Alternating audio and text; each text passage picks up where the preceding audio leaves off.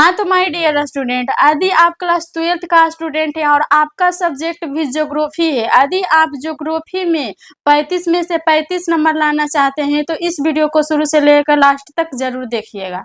तो सबसे पहला प्रश्न हमारे पास दिया गया है कि स्वेज नहर मुख्य रूप से भूमध्य सागर को किस सागर से जोड़ती है।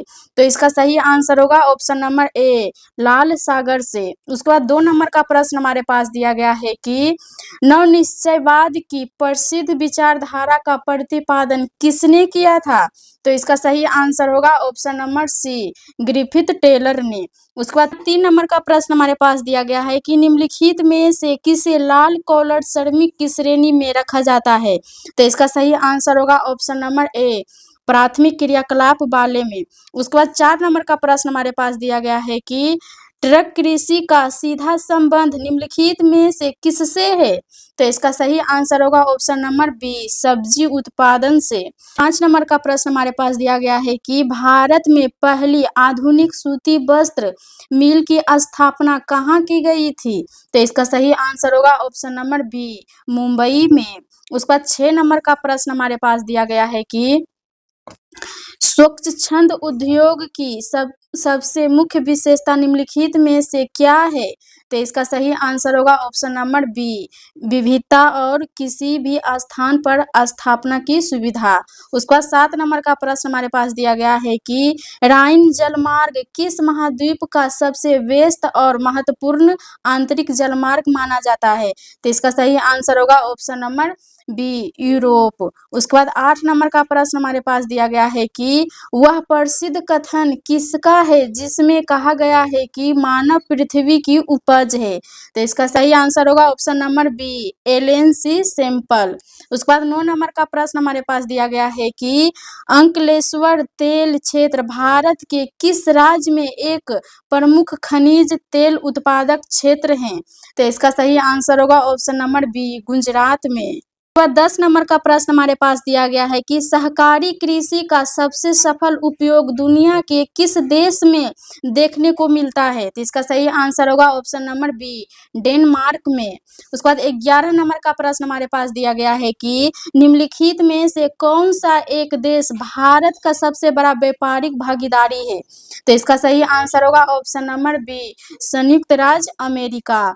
उसके बाद 12 नंबर का प्रश्न हमारे पास दिया गया है कि निम्नलिखित में से कौन सी फसल रोपण फसल की श्रेणी में नहीं आती है। तो इसका सही आंसर होगा ऑप्शन नंबर सी, गेहूं। उसके बाद 13 नंबर का प्रश्न हमारे पास दिया गया है कि भारतीय राष्ट्रीय जलमार्ग पदाधिकारी। उसके बाद 13 नंबर का प्रश्न हमारे पास दिया गया है कि भारतीय राष्ट्रीय महामार्ग प्राधिकरण की स्थापना किस वर्ष की गई थी। तो इसका सही आंसर होगा ऑप्शन नंबर बी, 1995 में। उसके बाद 14 नंबर का प्रश्न हमारे पास दिया गया है कि फूलों की व्यावसायिक खेती को निम्नलिखित में से क्या कहा जाता था। तो इसका सही आंसर होगा ऑप्शन नंबर बी, फ्लोरिकल्चर। उसके बाद 15 नंबर का प्रश्न हमारे पास दिया गया है कि प्रसिद्ध विंग इंच पाइपलाइन के माध्यम से मुख्य रूप से किसका परिवहन किया जाता था। तो इसका सही आंसर होगा ऑप्शन नंबर सी, पेट्रोलियम तरल गैस का। 16 नंबर का प्रश्न हमारे पास दिया गया है कि निम्नलिखित में से किस महाद्वीप में जनसंख्या की वार्षिक वृद्धि दर सबसे अधिक दर्ज की गई है। तो इसका सही आंसर होगा ऑप्शन नंबर ए, अफ्रीका।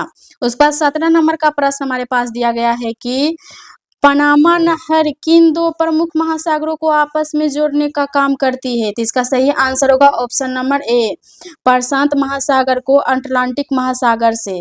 उसके बाद 18 नंबर का प्रश्न हमारे पास दिया गया है कि भारत के किस राज्य में भद्रावती इस्पात केंद्र स्थित है। तो इसका सही आंसर होगा ऑप्शन नंबर ए, कर्नाटक में। उसके बाद 19 नंबर का प्रश्न हमारे पास दिया गया है कि निम्नलिखित में से कौन सा भारत का सबसे पुराना और मानव निर्मित कृत्रिम बंदरगाह है। तो इसका सही आंसर होगा ऑप्शन नंबर ए, चेन्नई। उसके बाद 20 नंबर का प्रश्न हमारे पास दिया गया है कि खट्टे और रसदार फलों की खेती मुख्य रूप से किस कृषि क्षेत्र की विशेषता है। तो इसका सही आंसर होगा ऑप्शन नंबर सी, भूमध्य सागरीय कृषि से। 21 नंबर का प्रश्न हमारे पास दिया गया है कि निम्नलिखित में से कौन सा एक कारक प्रतिकर्ष कारक के अंतर्गत नहीं आता है। तो इसका आंसर होगा ऑप्शन नंबर सी, चिकित्सा और शैक्षणिक सुविधाएं। उसके बाद 22 नंबर का प्रश्न हमारे पास दिया गया है कि वह उद्योग जो अपनी आवश्यकताओं के लिए अन्य उद्योग द्वारा तैयार कच्चे माल पर निर्भर करता है क्या कहलाता है। तो इसका सही आंसर होगा ऑप्शन नंबर सी, आधारभूत उद्योग। उसके बाद 23 नंबर का प्रश्न हमारे पास दिया गया है कि निम्नलिखित में से कौन सा क्षेत्र विरल यानी कम जनसंख्या वाला क्षेत्र नहीं माना जाता है।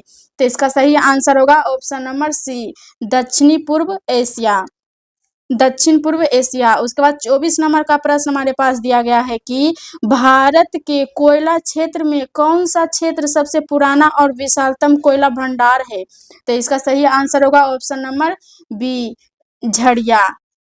उसके बाद 25 नंबर का प्रश्न दिया गया है कि बिस्कुट उद्योग, खिलौना उद्योग और कपड़ा उद्योग को किस प्रकार के उद्योग का उदाहरण माना जाता है। तो आंसर होगा उपभोक्ता उद्योग। उसके बाद 26 नंबर का प्रश्न हमारे पास दिया गया है कि निम्नलिखित में से कौन सी गतिविधि तृतीय क्रियाकलाप सेवा क्षेत्र के अंतर्गत आती है। तो इसका सही आंसर होगा ऑप्शन नंबर सी, व्यापार।